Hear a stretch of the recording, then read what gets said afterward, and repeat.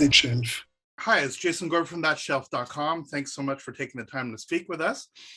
We're going to talk about Vinyl Storage Solutions and this amazing thing that you've actually put together. So why don't you introduce yourself to our audience and let us know a little bit about what got you into this crazy little field of ours. Well, I'm Mike. I'm literally a one-man operation.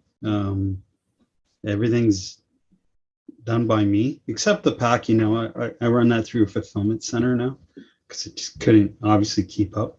That being said, I'm a teenager of the late 70s, early 80s. So, obviously vinyl was my medium at the time.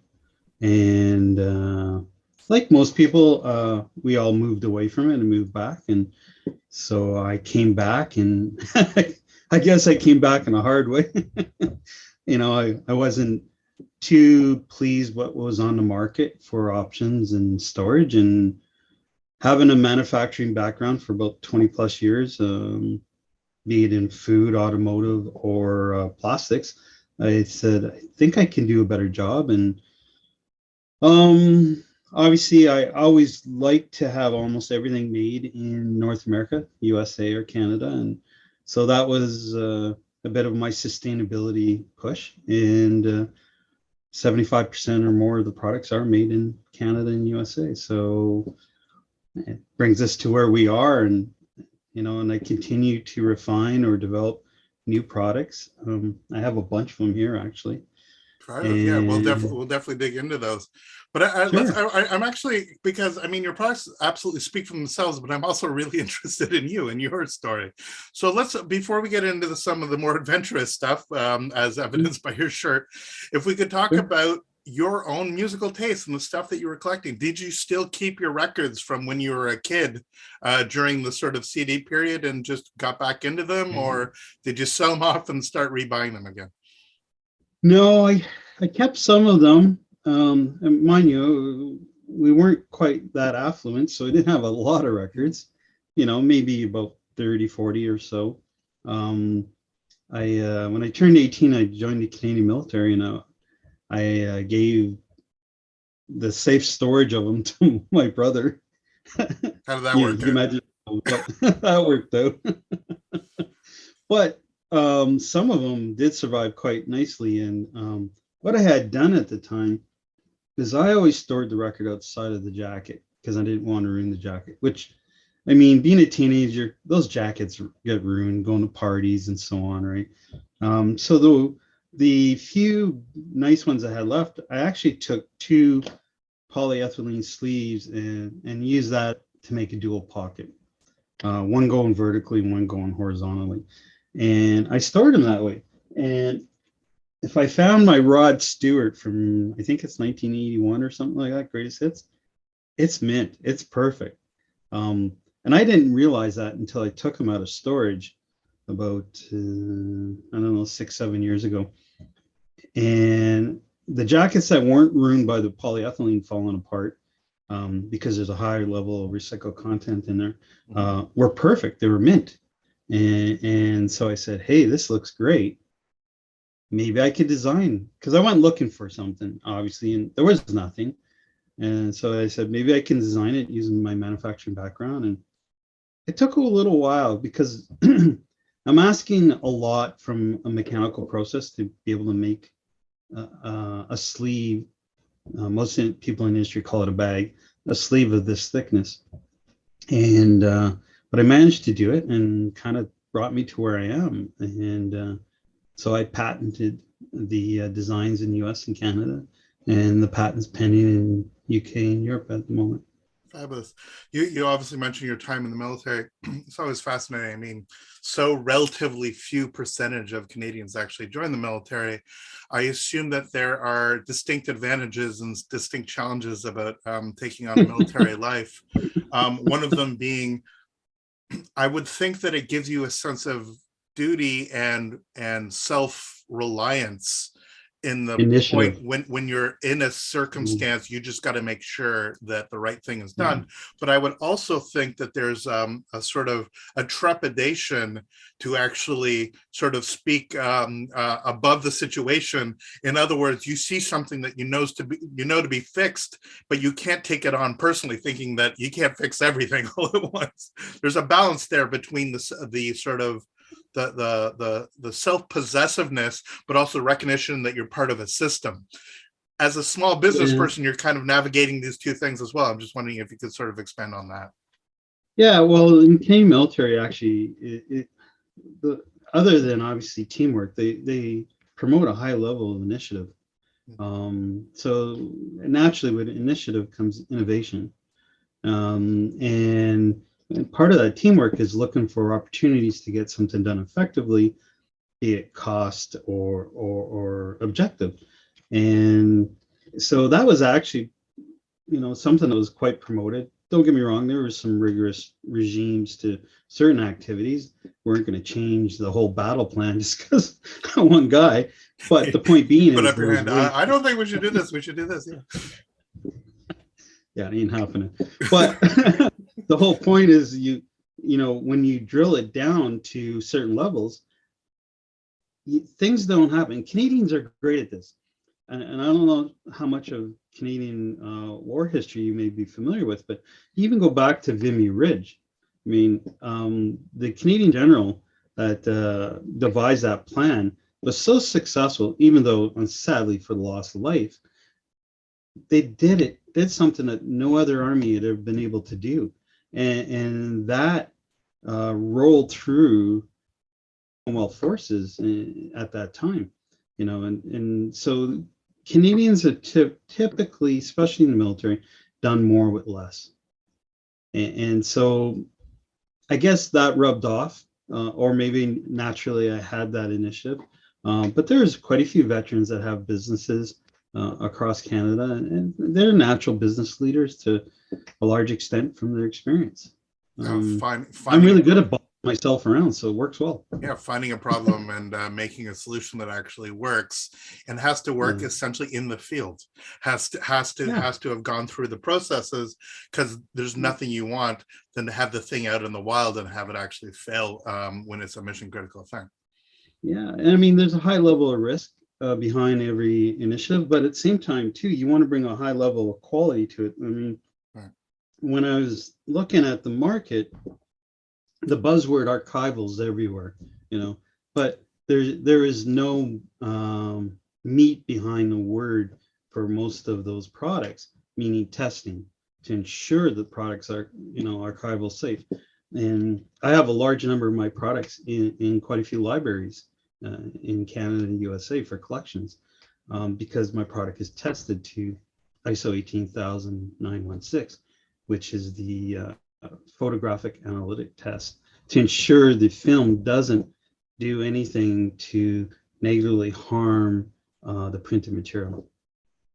So let's break that up. Your website does an excellent job. I know you sent me the link. I'd obviously read it already, but your website does an excellent job of sort of delving into the chemistry, but just on a simple level. When I did the video for your looking at your inners, and we'll talk about inners now, and then we'll talk about sleeves or bags.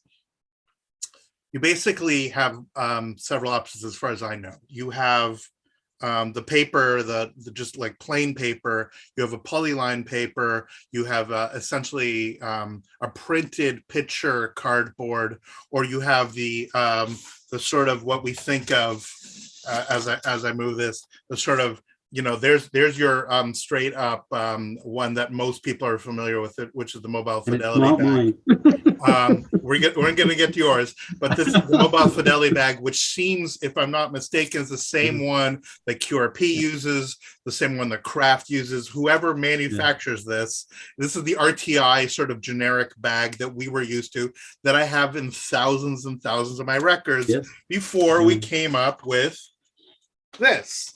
And the difference between it, and they may look the same, but they behave very differently. So without shitting on your competitor, which is not what we're here for, we want to talk about that, about what storing your records in paper on a fundamental versus poly-lined versus, the picture sleeve versus, let's say the one level of rice paper poly versus what you have here. So if you could sort of articulate that as coherently as possible. Yeah, well, first a note of admiration. Companies like MofFi, Analog Productions, and all those do a fabulous job. And I have their products in my system behind me here too. So my hat's off to them for coming out with products that people need and obviously use. The issue for me was a lot of the products haven't adapted to the new realities in the vinyl community. Records are heavier now than they used to be. So those heavyweight records tend to cause problems depending how you're storing your record in your inner sleeve. If you're trying to slide an inner sleeve back into the record jacket, the lighter weight of the inner sleeve, the more tendency to crumple, or the record to sag inside, so you end up with an edge. So that was the reason I came out with. Just explain that visually. When you have something like, again, we're looking at the competitors here, you put the record in, and sometimes on the top, it basically does this inside, or the front level, and then the record's actually bare here inside of the sleeve. I see that all the time. Yeah, and then you get what's called rash on a record from rubbing back and forth. So I came out with two versions, one that was twice as thick, the 2 mil, because most of them are 1 mil on the front. Yeah. So the 2 mil replaces the standard 1 mil you would buy from most others. And then the 3 mil is actually optimized for the heavyweight records. And it's near crumple proof for those people that like to, store their records inside the jacket. But going back to the technical side of it, where you first part of your question was, when you look at record storage and the rhetoric around, what causes hairline scratches on records and so on, obviously one of the great issues of interference is the inner sleeve and how you use it with the record, be it pulling it out of the inner sleeve. And I've seen people do this. They grab the record and squeeze the inner sleeve, and then you leave a scratch mark across it. It's going to happen. Just accept it. That's why I call it the imperfect media, by the way. Well, sounds great. Let's be clear. Spotify is much easier. Right, this is my mantra. Everybody who's getting into this hobby, I'm like, seriously, this is lunacy. Accept that it's lunacy and go from there. We're trying, like in the military, we're trying to do the best with what we've got, my friend. Yes. So back to the imperfect media, you want to handle it in a way that obviously extends its life and keeps it clean. So you have something called coefficient of friction, C of F. And when you look at the different types of inner sleeves, they have a certain level of drag across a vinyl record. So I did some testing on it, lab testing, independent. And sure enough, if you're using just the plain cardboard jacket, sliding the record in, it's very aggressive. I wouldn't call it sandpaper, but eventually over time, all those hairline scratches and noise will obviously be prevalent. And then as you work your way down through the different versions, if you want to look at the report, I won't dwell on it too much, but eventually you get down to HDPE, high density polyethylene. Now with that product, that's probably the softest available to store an inner sleeve and store a record in an inner sleeve, sorry. And its coefficient of friction is half of that of the record jacket, meaning the likelihood of obviously, however, improper handling, you still will scratch it, obviously. So with that material, the key point, and most of these inner sleeves are all virgin material. And that's what you really want to have, because the recycled content of any product is typically what separates over time and then migrates to the record. And there's lots of things you'll see on YouTube or the internet in regards to that. Like PVC. PVC is great for migrating. I'm not even sure why they make it anymore, other than it's obviously very inexpensive to make because PVC typically has a high recycled content. The problem with the recycled component is there's no guarantee that it's similar chemistry. So then you get that separation. Right. So basically, if I understand it correctly, 1 mil, 2 mil, 3 mil, essentially similar visibly, but just for those that are familiar with this, and again, it's just only because these have been ubiquitous for decades, right? I have records from the UHQR records from the 80s that actually use these sleeves, and I know the records have been maintained. What sets these aside other than the thickness and the construction? What in terms of how did you build a better mousetrap with your versions of inner sleeve? So two points. One, obviously the thickness to better store the record and not get that crumpling and rash potential. Two, they've been tested for archival storage.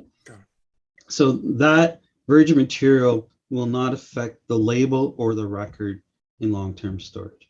But hypothetically, on a chemistry point of view, these are equivalent, but we know that yours have gone the extra step of actually assuring stability of material and a level of ISO compliance that whether or not the other one does is certainly not advertised. Let's put it that way. Yeah, and you know, rest assured that most of those inner sleeves are all made in about half a dozen plants in be it China, Singapore, or Taiwan. Right. So you know that the likelihood of any damage, regardless what brand, is probably insignificant. The issue with me is always wanting to ensure I have that technical capability and peace of mind. I do the testing, right, and the testing is completed yearly. So and the final thing about inner. These are obviously made here. These you stand by them 2 to 3. Was there ever a sense of doing like a 4 mil, a 5 mil of going overkill, or at that point in time it just becomes unwieldy? Like that the 3 mil is really the sweet spot for a 200 gram record, something that you're actually going to archive. Yeah, no, there's no value in going thicker. It just takes up more space. Doesn't add any more protection really. I mean, 3 mil obviously is better than 1 mil. But just to be clear, my inner sleeves are not made in Canada. Yeah. So these are also China. They're all made in the same location as everyone else. I see what you're saying. Excuse me. Sorry. Yeah. So thank you for the confusion. I thought the bag said China, right? So yeah, it's the only product that I have that isn't made in Canada. I mean, which is all good, but nonetheless, these certainly sort of do the trick. And if you're intimating that there's only a few manufacturers, I think that we can get a pretty good idea that you're simply doing a higher level of quality with a similar construction. Is that a fair way to put it? Absolutely. Okay, perfect. So that's inner. And as I said, from my perspective, as I showed on the other video, the one that's the most nefarious are actually the plain paper, that sort of scratchy plain white paper. And I never even slide the record out. I actually rip those so that I can excise that, and anybody that buys. So you spend, I mean, sometimes like $80 records and it comes in just a plain paper sleeve. I'm like, what are you doing? I'm neurotic when I'm changing poly-lined paper to these, but you know, these are just much nicer to take in and out of the sleeve, much nicer for storage. So even for something that I'm not worried for archival purposes, I still find the use of your sleeves to be really beneficial on that front. Sure. And remember the CFF, right? So if you're sliding that HDPE inner sleeve in and out of the jacket, there's less resistance and traction and dust being created. Where if you're sliding a paper sleeve into a cardboard jacket, you're creating paper dust. So it's great. Use something for an inner sleeve, please, dear God, right? We all agree to that. And if it's got to be paper, fine. But just realize the paper, even though you may handle it correctly, will still create dust, right? And that's really the issue for a lot of people.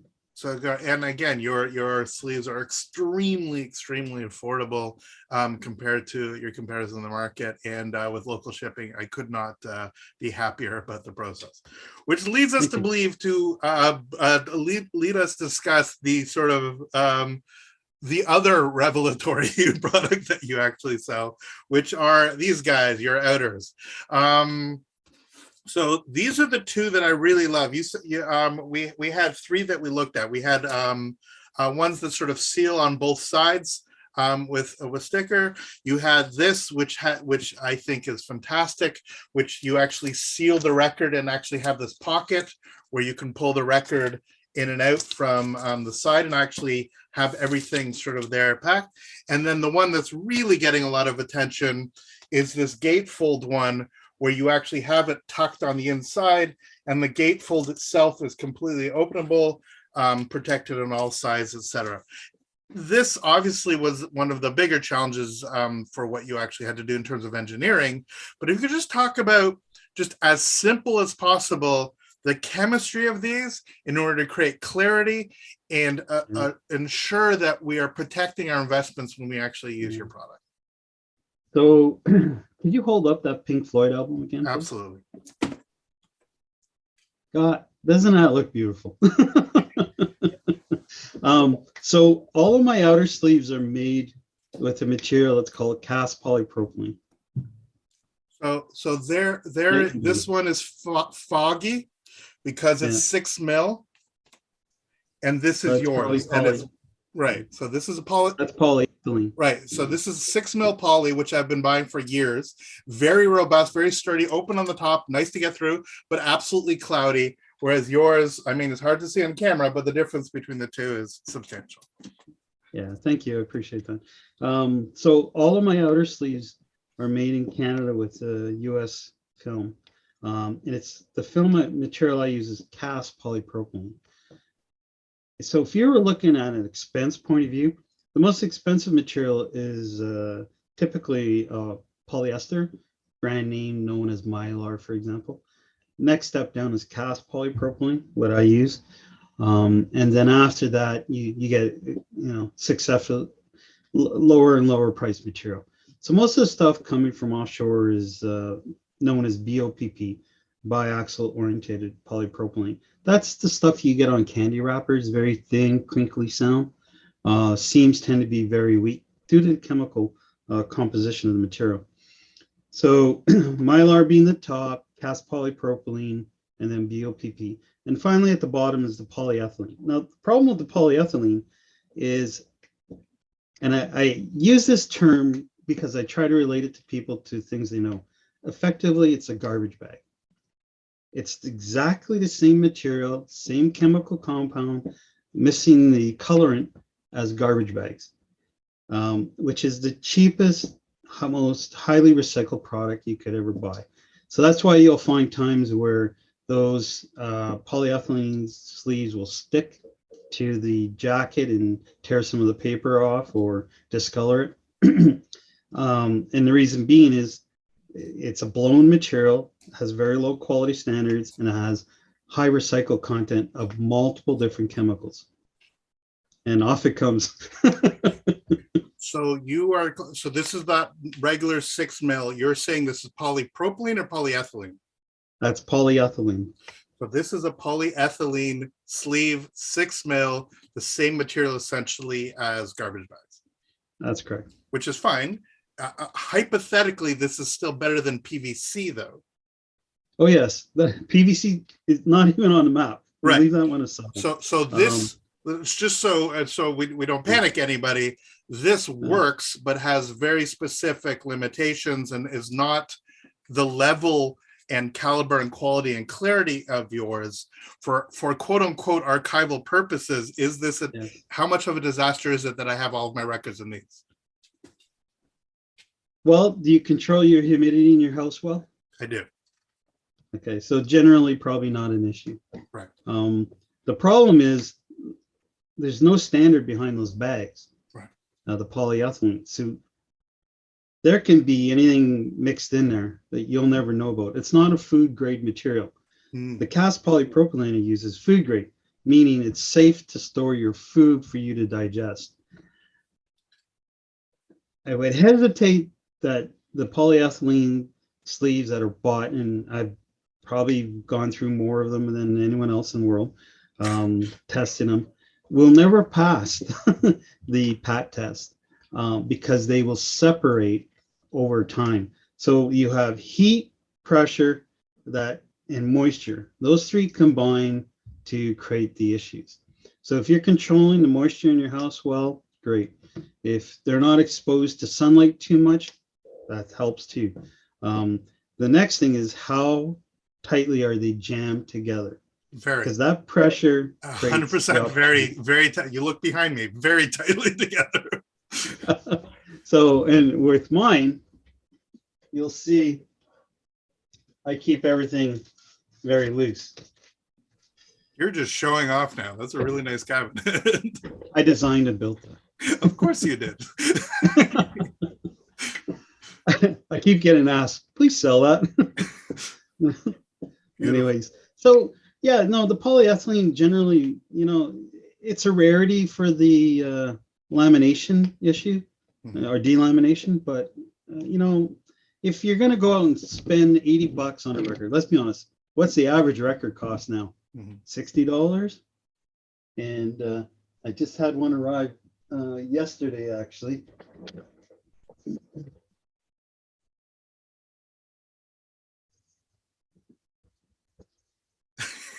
Helix is great. I can tell what part of the country you're from since you're listening to Helix. plus the fact that it's got a poppy on the cover on the corner of it is a whole nother thing. Oh, it's just a red light. I know, record. But you see that it looks like a poppy. Yeah, sure it does. But that was a $60 record. Helix. I'm putting it in a 15-cent polyethylene sleeve. You do live in FUBAR country, let's not forget, basically. Yeah. But to me, it's hilarious, right? You buy the most expensive record and stick it in something that potentially doesn't, one, show the value of the record, and two, doesn't probably do a very good job of protecting it. So right. Fair enough. So from your professional recommendation, my 6 mil sleeves are probably not damaging, but what I should do ideally is upgrade, especially for my valuable records together. Now, this is an interesting question. Having those, sometimes I know with metals, when you put two metals beside each other, you have issues. Will I have issues of storing yours beside the other chemistry? No, you'll be fine. See? All the things we got to worry about. Over insane, time. Don't rush at it, right? Like I tell everybody, please don't go and drop, hundreds upon hundreds of dollars. Take your time, do it. Right. Do it as you see fit. I spent hundreds and hundreds of dollars on 6 mil before I discovered your product. But yeah, so moving forward, it sounds like yours is a potential, just on a chemistry front. You're intimating it's a better way to go.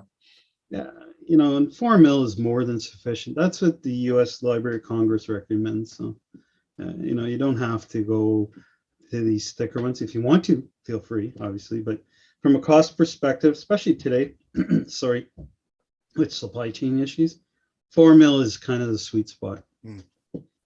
So 3 mil for inner, 4 mil for outer, and we sort of get it. And the way that, let's go back to this construction, because I know there's great deal of debate about the advantage of doing this for non-gatefolds, about storing your records essentially in a pocket on the outside. I know a lot of people do this anyway, even in sleeves. What, if you could explain to people who are not aware, what the advantage of keeping the record outside the sleeve is? Sure. So obviously every time you degrade it somewhat, right? So if you're sliding, right? You beeped out every time, sorry? Every time you use something, you degrade it a little bit, right? So when you slide a record in and out of a jacket, your likelihood of damaging the jacket over time obviously goes up. You're going to wear out the seam, you're going to open it so the glue will eventually let go. And then potentially, and I use this word potentially, depending on how you store it, you may be creating ring wear. And that's the amount, remember I said pressure, that's applied. That's typically what it is, right? You're putting pressure on the record and it's going to show itself through the jacket. And that's what creates ring wear. And then also, you're moving it in and out potentially. So you're sliding the abrasiveness against another record. So a lot of people, not all people, and it's a preference. This is all about preference at the end of the day. And I'm not one to tell someone else what to do. So you want to use a single pocket, feel free, I got that. You want to use a dual pocket, feel free, I got that too. You by storing it on the outside, what happens is the album no longer gets that impression from the record. It's now this sleeve that's taking that impression. So what's going to happen over time is on your dual pocket, you're going to notice a light ring on the plastic developing. And that's because that ring wear has been transferred to the outer sleeve, not the jacket. And I've had some people say, well, then I'm wasting money. No, you're saving your jacket, right? And don't get me wrong, this is going to take years and years and years before you really see it, but it does happen. Mm-hmm. And I have some pictures up on my website where you can see that. So if you're seeing the ring wear on the outer sleeve, the system's working. So one of the things, again, it's like trying to get your head around. So if I'm storing my records this way, and obviously all records should always be stored vertically, never store them this way. But if they're stored vertically and I have this, and then I have like my records sort of outside here. So the only thing between here is your 3mm protector and the side of this. In other words, I don't have a piece of cardboard between the record and the out here. And then I have another record right beside it. The thought is that the pressure of the record beside it would be somehow affecting this record. As far as right, well, in the sense that you might be, by actually having the record on the outside, is less protected than it would be inside the cardboard. Just wondering if you could sort of address that concern. No, because the way you're storing it. What's the difference between sandwiching a record between cardboard or inside cardboard? No difference. Exactly. So, and fundamentally, if you're really worried about that, it probably means that you've crammed too many records into your cubby, and that's probably a bigger issue than you worrying about whether it's stored on the outside or not. That's exactly it. Yes. Okay, perfect. So as I said, I personally am less of a fan of your sort of the construction, not your construction, it's a pretty habitual construction of simply stealing it all. I love this idea of the easy access. Being able to pull it out, it's really fantastic. And the one that I mean, we've already talked about this beautiful construction for gatefolds. Now this was, I guess you sent me the 12-inch version. You have a larger version for things like MofFi. Just for fun, I tried to put in a mobile fidelity gatefold, and I did really interesting damage to this and trying to get it in, but was still, I mean, as a test to do it. But what it did was, and just to show, because your video actually explains it, when you slide this in, you're kind of sliding it from one end, and there's an actual gap here right in the middle where the fold takes place. If you're not careful and you're getting it in, it can get caught there, it can lift up. And so I was getting a little bit of tearing right here on the seam, not tearing, some stretching. But even then I was unable to completely destroy, as it were, your sleeve while I was attempting to destroy the sleeve. I've seen too often you're putting it in and things just destroy. So if you could just talk about the process, about what people should be looking for larger sleeves, and just the trial and error of getting this to work for you. Yeah, so, and I think most people realize this, but it's always funny. There is no set standard in the industry for a record jacket. Right. And they're all over the map. They can be as much as a 1/4 inch bigger. So with the gatefold sleeve, I actually made it so you should fit a 320 millimeter jacket inside of it. And what I mean by that is the height, obviously. The length, generally, that changes too. And that's why sometimes you'll see there's a little bit of extra at the end. Yeah, you get this. You can see on here that I have a little bit of extra space right here. Yeah. Right so, here. Yeah, so if you look at this one, there is a little bit at the end left over. And that's because this one measures 318 across. Some can be 320, 322. They're all over the map. And let's just take a pause and recognize what a pain in the ass this is for, let's say you're a lunatic who's making sleeves. I always joke, people call me saying, "Hey, Mike, my album doesn't fit." And my reply is it bigger than this? Oh yeah, it is. I said, call the record manufacturer. I don't actually say that, but you really want to some days, right? And I'm working with some of these manufacturers on different projects. And I asked one dude, why is this? And like, how big is your tolerance? And that's what it works out to. There's in anything that's made, there's a tolerance, plus or minus something. So you may buy one album from two albums from the same company and have as much as 1/8 of an inch difference. That's the manufacturing tolerance. Right. And so it's the same thing for sleeves, right? I have a 4 mil manufacturing tolerance, plus or minus 2 mil, 4 mil total. So, you know, there's no such thing as a perfect fit, even though I try desperately, like you mentioned. How much tolerance is there on your manufacturing side? It's 4 mil. So two, it could be, yeah. So if I take two of your sleeves, they may be 4 mil more 4 mil out. It could be up to 4 mil difference. Yeah. Got it. In length and height. Got it. So for the gatefold, I have it manufactured at 322 millimeters in height, but it could come down to 320, and that's why I say 320 for the sleeve, right? Got it. I've really haven't ever seen it move the 4 mil, but there's a potential for it. Yeah. Got it.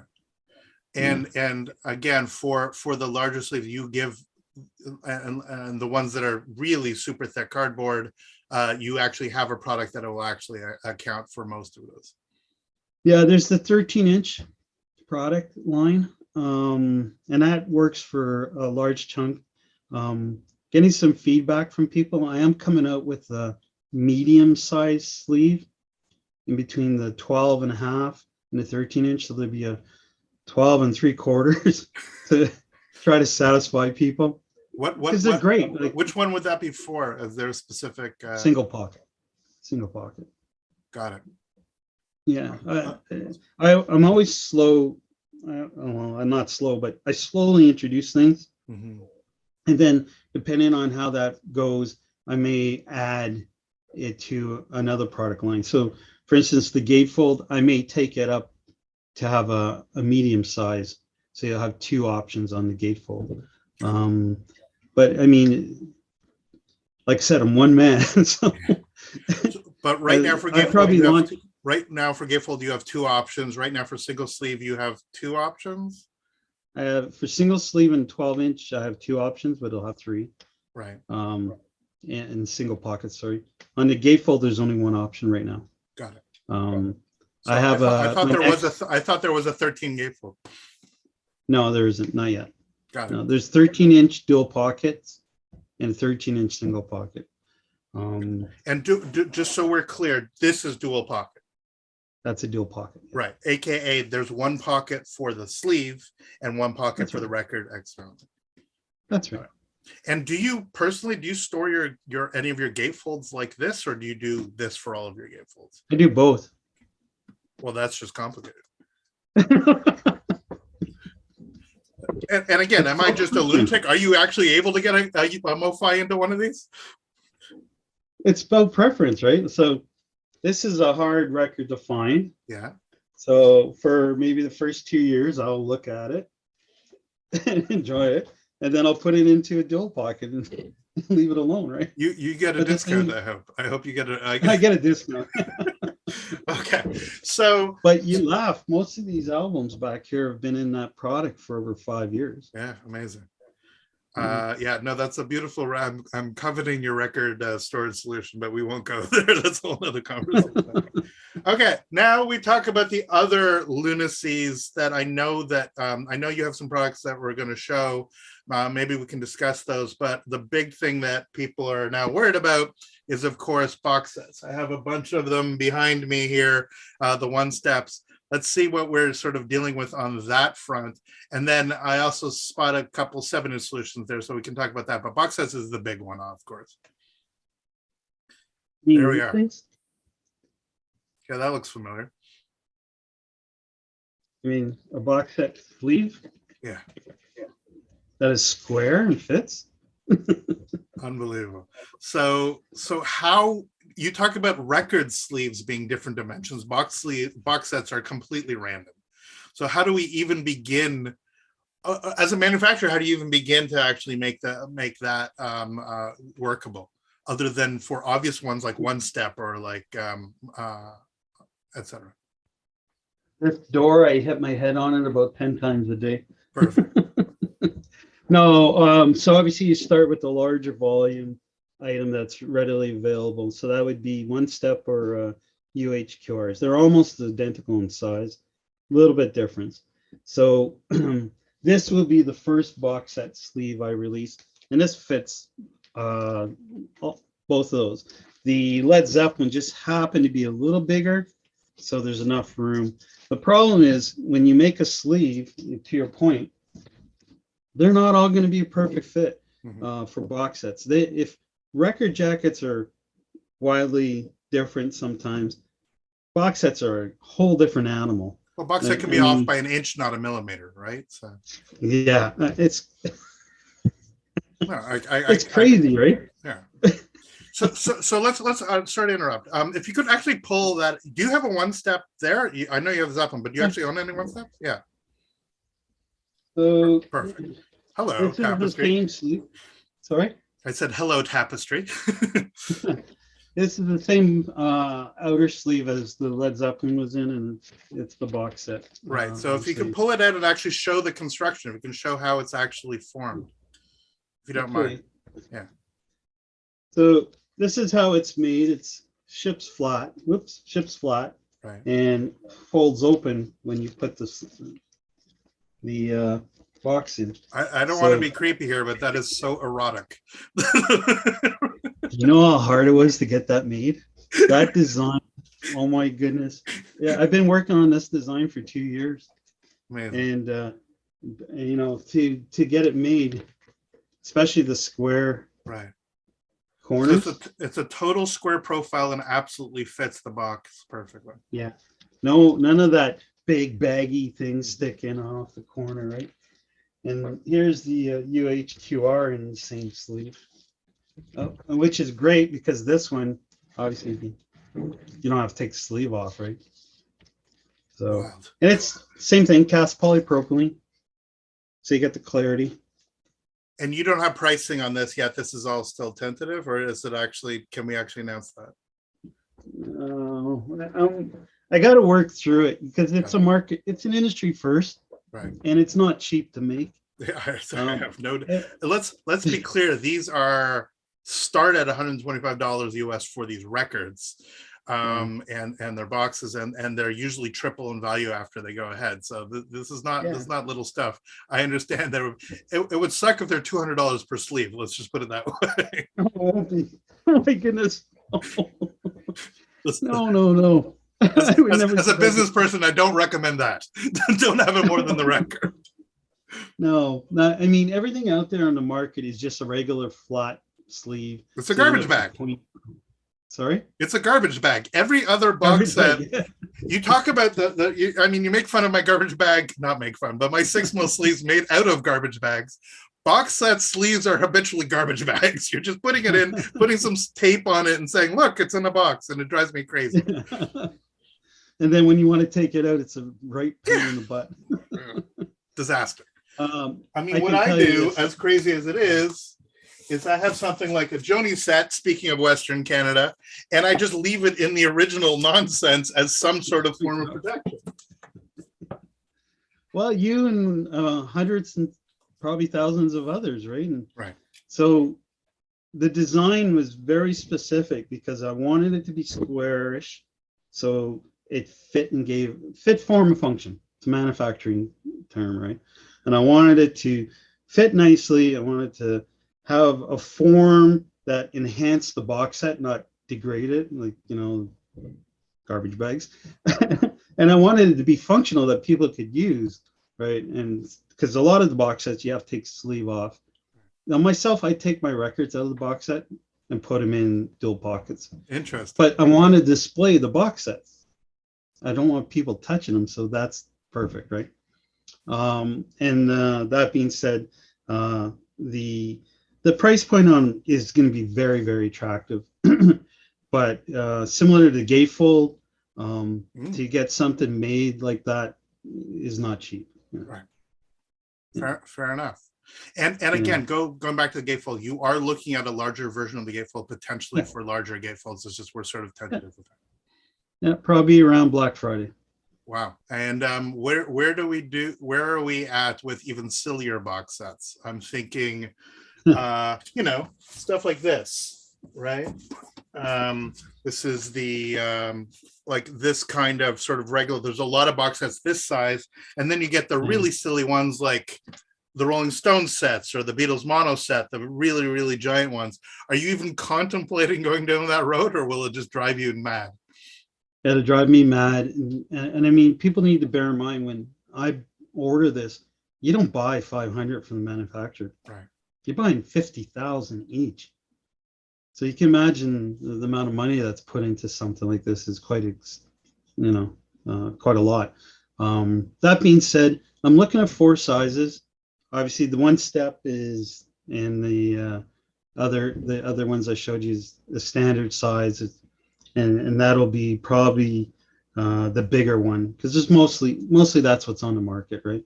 Right. For most people, I'm looking for suggestions on the other 3 sizes. Here's one. So I don't know. First of all, if you don't have this set, you really need this set. It's incredibly beautiful. it's Canadian Indigenous rock. It's incredible.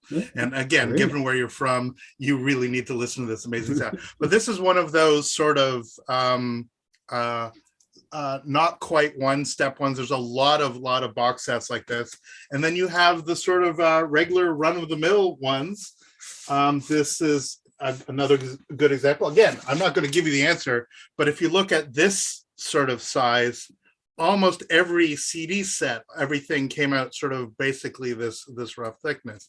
So if you started going down this road, you'd have people like me super happy. The crazy Beatles mono stuff, that's a whole nother nightmare, but obviously people are spending $2,000 to buy these sets now. Maybe that's a crazy premium option. But yeah, what's it like dealing with lunatics like us who are like, hey, just make all this stuff? What's the problem? I'll give you good money for it. I do have another design where you would be able to make your own box set sleeve.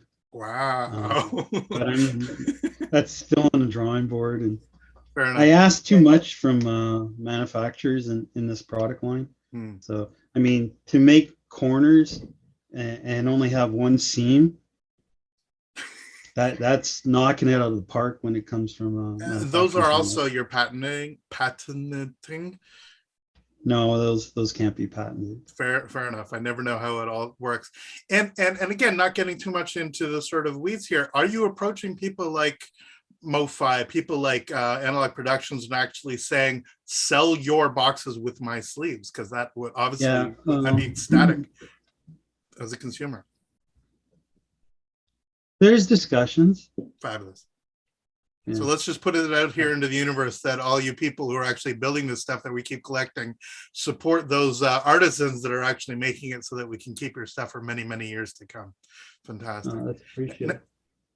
Now you have other nonsense that you wanted to show us. Show us what else you got that you want to tease. This one, a lot of requests. CD inner and outer sleeves. Beautiful. Yeah, that's so nice. That's a straight up jewel case, or that's a cardboard? Yeah, that's there. That's a... This sleeve will fit all sizes. The jewel case being the thickest. So and you keep your CDs out of the jewel case? Is that... If you want, some guys do that, believe it or not. Kind of funny. So there's the inner sleeve. Yeah, that's coming soon. For the folks that like to store the record inside the lyric sheet, or even outside of it, a nice 2 mil round bottom, not a thin. Most of these out there are extremely thin. Yeah, sorry, take a pause for those that are not aware. That's obviously the Japanese style. That was traditionally in Japanese records. You get the round bottom, super thin plastic. So it's a 2 mil replication of that style, but one that actually works inside lyric sheets. That's right. Beautiful. Yeah, I had a lot of requests for that. And then you're gonna chuckle. Wow. Canadian North American made comic book outer and clear backing board. pull it out. Yeah, that's a whole new market. You know, I have, it's funny how many people collect records also collect comics. Oh no, it's not funny at all. And I had quite a few of them. Like, that's one thing I gotta tell you. Most of these ideas generally start with a seed from a customer. Wow. Yeah, like the CD, round bottom, the comic book, that's all been customer feedback. You know, I have an automatic response on my email because I literally get over 100 emails a day. But I do read them, and you know, and if the automatic response doesn't cover what they're asking me, I will reply to them. And okay, guys have been great. You know, this is a beautiful replacement for the Mylar comic books at a very inexpensive price. So hopefully people like it. And that's coming soon? Yep. Excellent. All of this stuff will be here this year. Fabulous. What is at the moment, I mean, without spilling any industry secrets, what is the direction you want to take this? I mean, you're clearly doing this first as a fan and then as a business person, which is sometimes dangerous, but also allows you to have the passion to keep going. But you understand what I'm saying. Is it working out? Are you losing sleep? Are you excited about the way that people have been responding to your products all over the world? Old army joke. As long as you're not shooting at me, I'm okay. Except it's online. I'm sure some people are shooting at you, at least virtually. I guess those bullets hurt a little less. You know, 99.99% of people are fabulous and they're very polite. And I'm literally kind of guy. Talk to me nicely, I'll treat you nicely. Be rude and unprofessional, we go our own ways, separate ways, right? That's rare. So don't take that out of context. I don't lose sleep because I enjoy what I'm doing. Love what you do. You never work a day in your life. And I quit my day job a year and a half ago because this has just grown so exponentially. I mean, I'm in over 125 store locations in Canada now. You're surrounded by inner sleeves of my inner sleeves in Toronto. Of course, in Toronto. And yeah, and there's a shout out to all the independent record stores in Toronto, all around the world, which is where you should be buying the majority of your vinyl. Support local retail, support local manufacturers. We'll just throw that out there right now. Yeah, absolutely. There's a licensing agreement for Europe now, and that store, mintsleeves.com, is taken off quite successfully. They're adding new products every month as we talk.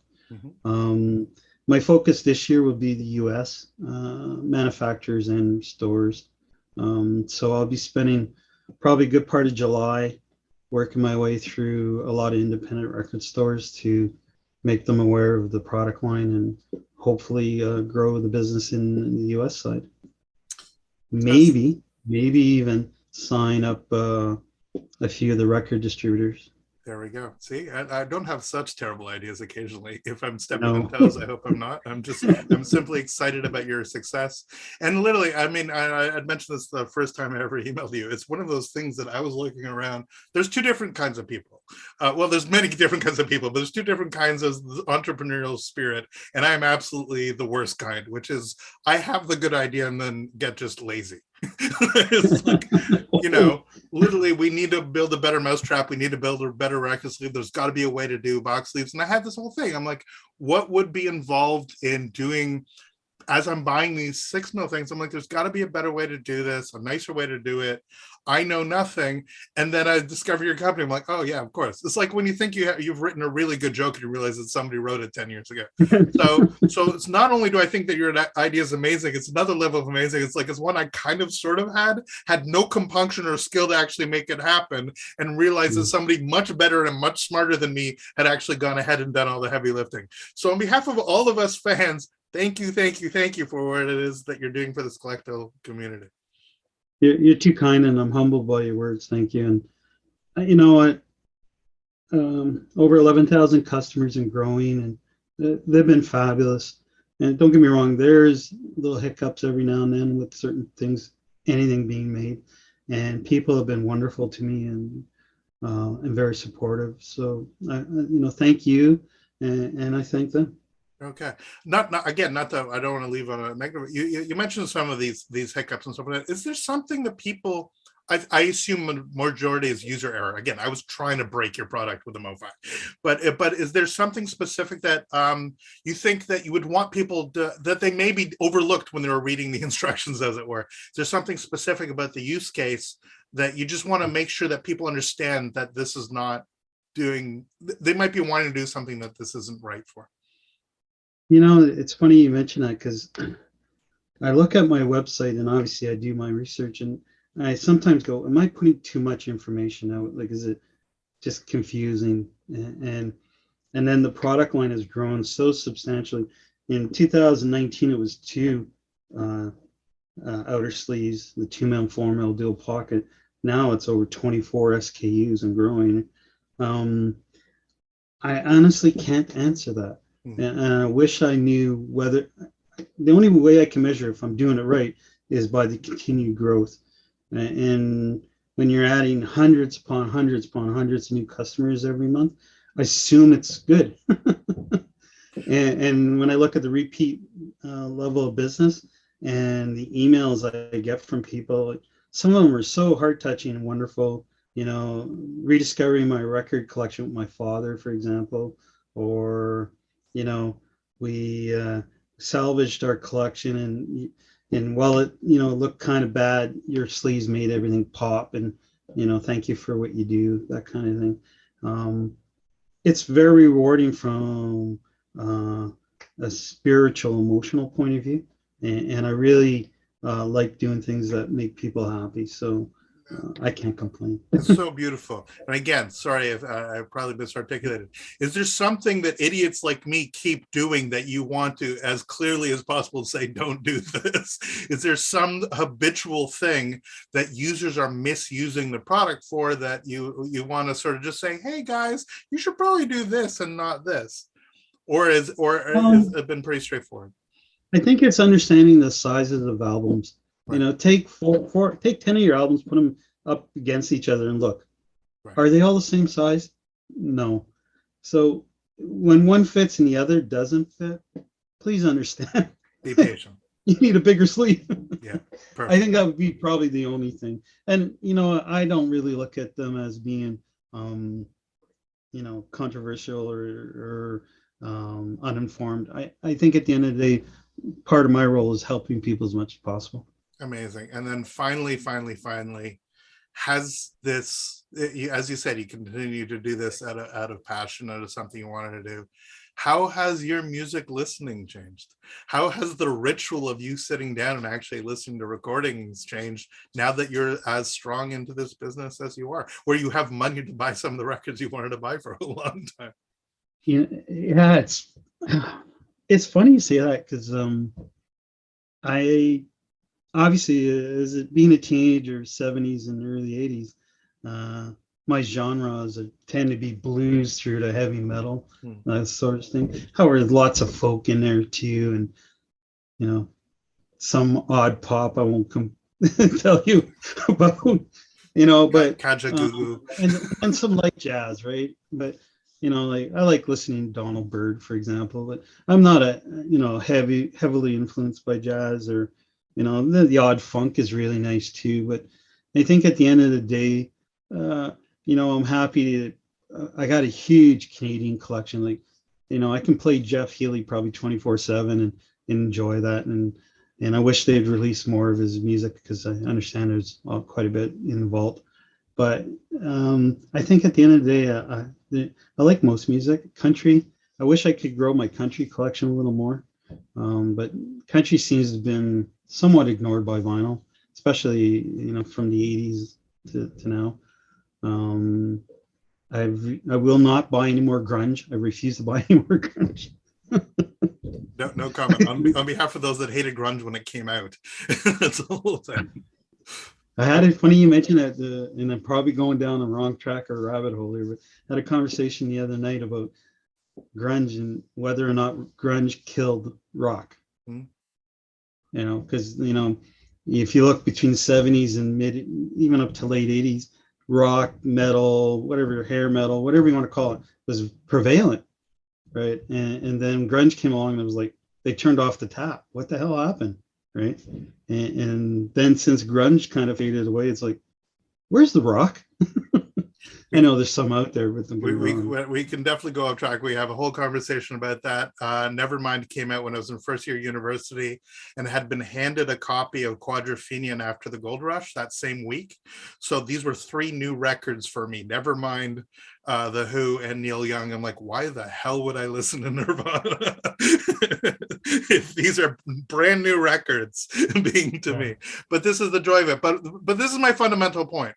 People are storing their records, but they're doing them because they want to be listening to them. We are not buying artifacts to sit on a shelf. We are buying things to actually experience and explore. And I just want to make sure that you're not doing these so they look minty, like, you know, comic books that are never read is one thing, but records never played seems to me a little bit of a different level of tragic. I just want to make sure that you're storing the stuff so that they will be as pristine as possible when you put them on a turntable. Oh yeah, well, you know, if you look through this collection of about 800 behind you, you'll find everything from pristine to beat the hell, because that's all it was available or was my original record. And I like to think eventually I'll replace them, but a lot of them are irreplaceable. It is what it is. And, you know, I like to spin them quite a bit. And I probably get to spin records more often than most people, I think, working at home and having 2 record players, records all over the place. and every time you buy a record, it's a tax write-off. So what the hell, man? I could not be happier to finally connect with you, my friend. Honestly, it's been such a thrill to be slightly evangelical about your product, but it's only because I actually generally think that you've put in the time and the work to actually support a collecting community, but also just to make sure to educate, to let people like me who are the most dangerous, who have enough information to get us into trouble, right? Like I'm the one who probably thinks he knows more than he does, which is very dangerous for when it's in your industry. So I appreciate the patience and the humility that you show for people that might think they know a little bit more than they do, for you educating us and for you showing us a different way and not being so focused on your product, but focus on the sector as a whole. So honestly, thank you for your time. Thank you for all the work you do. And God damn it, I need some of those square box things for some of my one-stops. We'll make that happen, my friend. Thank you. Okay. All the best. Thank you so much. Thanks for watching, and tune in, follow us on social media. Please leave a comment. Let us know if you want to reach out. Your website, please pitch your URL, my friend. VinylStorageSolutions.ca. So go to VinylStorageSolutions.ca, support them, support local companies, and take care of your records, guys. Thanks so much. Thanks for watching. Take care.